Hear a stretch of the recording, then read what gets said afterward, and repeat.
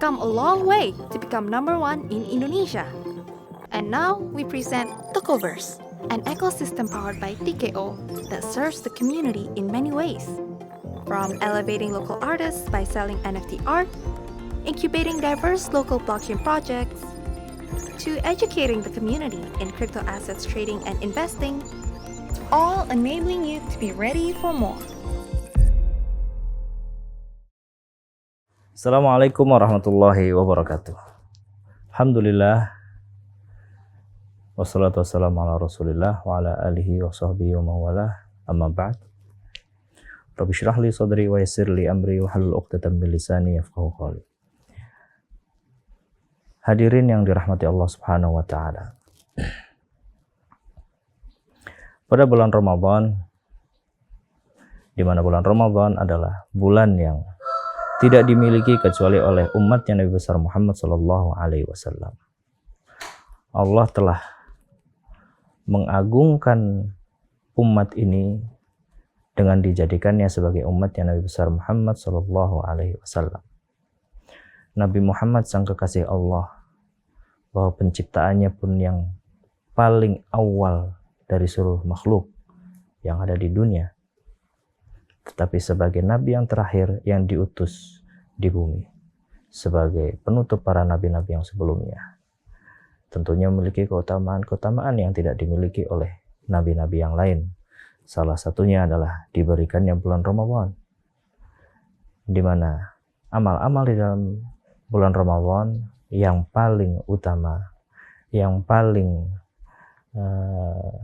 agung adalah berpuasa di bulan Ramadan, di mana Allah Subhanahu wa taala di dalam hadis qutsinya, as-saumu li wa ana ajzi bih, puasa adalah untukku dan aku sendiri yang akan berikan pahalanya. Berapa pahalanya? Semua di sisi Allah Subhanahu wa taala. Rasulullah sallallahu alaihi wasallam bersabda, "Man shoma ramadhana imanan wa ihtisaban ghufira lahu ma taqaddama min dhanbi." Orang yang berpuasa pada bulan Ramadan dengan sebaik-baiknya iman serta dengan semurni-murninya keimanan bahwa dia tunduk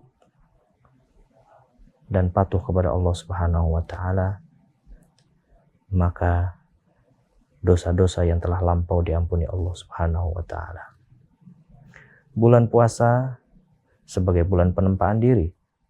Bagaimana seorang muslim, seorang manusia bisa mengekang hawa nafsunya, bisa mengekang keinginan-keinginan duniawinya yang digambarkan melalui menahan makan dan minum, serta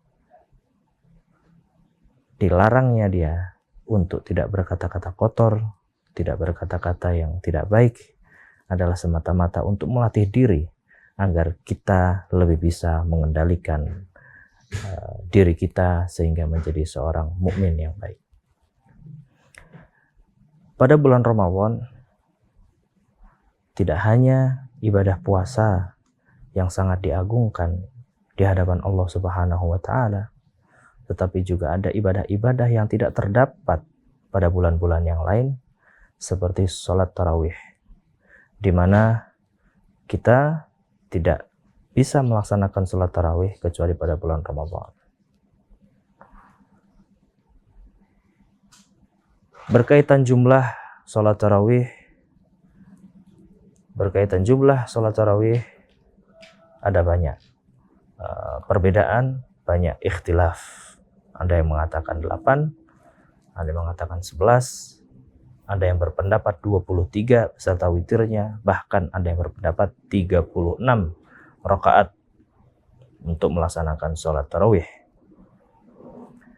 Tapi sebagai seorang mukmin yang baik, apa yang kita yakini, apa yang kita kerjakan memiliki dasar hukum yang jelas, maka kerjakanlah. Yang jangan sampai terjadi bagi seorang muslim adalah mengkotak-kotakkan dirinya dengan komunitas yang lain, akan tetapi justru dia malah tidak lagi mengerjakan sholat tarawih itu sendiri. Jadi yang benar yang mana? Yang 23 kah atau 11? Dua-duanya benar. Yang tidak benar adalah yang tidak mengerjakan.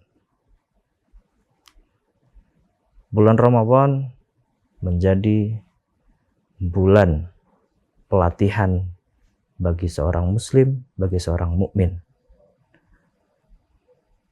Bila ngaku sebagai orang Islam, bila mengaku dirinya adalah seorang muslim, maka tentunya dia mendengarkan serta menjalani apa yang diperintahkan atas dirinya. Salah satunya dengan mengerjakan puasa. Pada akhir zaman ini banyak sekali orang yang mengaku muslim akan tetapi tidak mengindahkan perintah untuk mengerjakan puasa, bahkan sholat sekalipun. Sebagai seorang muslim harus menjaga rukun-rukun Islam, yaitu tentunya syahadat, yang kedua iqamis shalah, mendirikan sholat, lalu mengeluarkan zakat, lalu berpuasa pada bulan Ramadan. Bagaimana seorang muslim mengerjakan puasa, lalu dia bertarawih, akan tetapi dia justru malah meninggalkan sholat-sholat yang menjadi kewajiban dia sepanjang hidupnya. Tidak sedikit orang yang mengamalkan puasa Ramadan, mereka menjalankan sholat tarawih, sholat sunnah tarawih, akan tetapi sholat maghribnya terlewat atau bahkan sholat subuhnya terlewat. Wal'iyadzubillah. Semoga kita bisa memperhatikan hal-hal yang menjadi perintah kepada seorang muslim, mana yang wajib, mana yang sunnah. Dan juga bulan Ramadan adalah syahrul Quran, di mana pada bulan Ramadan Rasulullah Shallallahu Alaihi Wasallam menerima wahyu yang pertama, sehingga apa yang menjadi kebanggaan orang Islam adalah memiliki kitab suci yang otentik, di mana tanpa ada perubahan satu huruf pun di dalam Al-Quran sejak zaman diturunkannya kepada Nabi besar Muhammad Sallallahu Alaihi Wasallam hingga sampai saat ini. Bagaimana Allah menjaga Al-Quran itu dengan banyaknya para huffaz, para penghafal Al-Quran, baik dari anak-anak maupun para alim ulama, hingga mereka menjadi alim ulama pada zamannya. Itu adalah bentuk penjagaan Allah Subhanahu wa Ta'ala terhadap keotentikan Al-Quran itu sendiri. Tinggal bagaimana kita mengamalkan apa yang terkandung di dalam Al-Quran, lalu mentadabbur serta mendalami apa yang tersurat maupun yang tersirat di dalam ayat-ayat Al-Quran itu sendiri. Semakin kita gali, semakin nampak bahwa tidak adalah ilmu yang kita kuasai kecuali hanya seujung kuku dari ilmu yang tertulis dalam Al-Quran. Namun, kita sebagai seorang muslim juga harus mengikuti kaidah bahwa kita tidak bisa serta-merta mentafsiri Al-Quran hanya berdasarkan hawa nafsu kita. Ada kaidah-kaidah bagaimana tata cara menafsiri Al-Quran, bagaimana kita memahami Al-Quran, dan bagaimana kita memaknai ayat Al-Quran itu sendiri. Tentunya banyak ilmu-ilmu yang berkaitan dalam penafsiran Al-Quran, agar kita terhindar dari penyimpangan pemahaman Al-Quran itu sendiri. Mudah-mudahan kita dalam menjalani bulan Ramadan ini bisa semakin menguatkan ibadah kita, menjaga kualitas keimanan kita, dan menjadi muslim yang sempurna di sisi Allah Subhanahu wa Ta'ala. Demikian pemirsa yang budiman, wabillahi taufiq wal hidayah. Wassalamualaikum warahmatullahi wabarakatuh.